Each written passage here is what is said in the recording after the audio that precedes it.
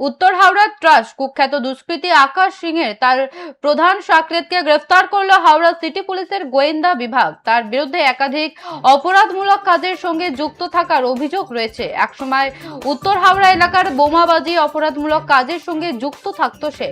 কমপক্ষে 20টিরও বেশি মামলা রয়েছে তার বিরুদ্ধে। 2021 সালে পুলিশকে লক্ষ্য করে গুলি চালানোর ঘটনাতেও নাকি নাম জড়িয়েছিল আকাশের। এলাকাবাসীর কাছে ত্রাস বলেই পরিচিত ছিল সে। এতদিন নাকি এলাকায় কোনো খোঁজই ছিল না তার।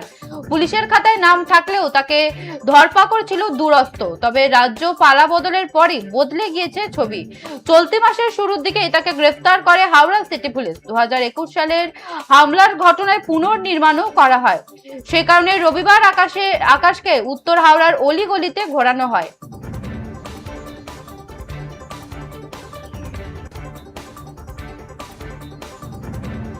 যে খবরের দিকে নজর রাখছি, উত্তর হাওড়ার কুখ্যাত দুষ্কৃতী আকাশ সিং গ্রেফতার। ন্যাড়া করে অন্তর্বাসে রাস্তায় ঘোরালো পুলিশ।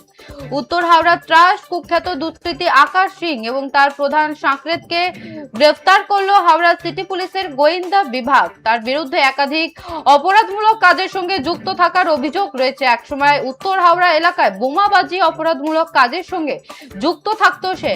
কমপক্ষে 20টিরও বেশি মামলা রয়েছে তার বিরুদ্ধে। 2021 সালে পুলিশকে লক্ষ্য করে গুলি চালানোর ঘটনাতেও নাকি নাম জড়িয়েছিল আকাশের। এলাকাবাসীর কাছে ত্রাস বলেই পরিচিত ছিল সে। এতদিন নাকি এলাকায় কোনো খোঁজই ছিল না তার। পুলিশের খাতায় নাম থাকলেও তাকে ধরপাকড় ছিল দূরস্থ। তবে রাজ্যের পালা বদলের পরই বদলে গিয়েছে ছবি। চলতি মাসের শুরুর দিকেই তাকে গ্রেফতার করে হাওড়া সিটি পুলিশ। 2021 সালের হামলার ঘটনায় পুনর্নির্মাণও করা হয়। সেই কারণে রবিবার আকাশকে উত্তর হাওড়ার অলিগলিতে ঘোরানো হয়।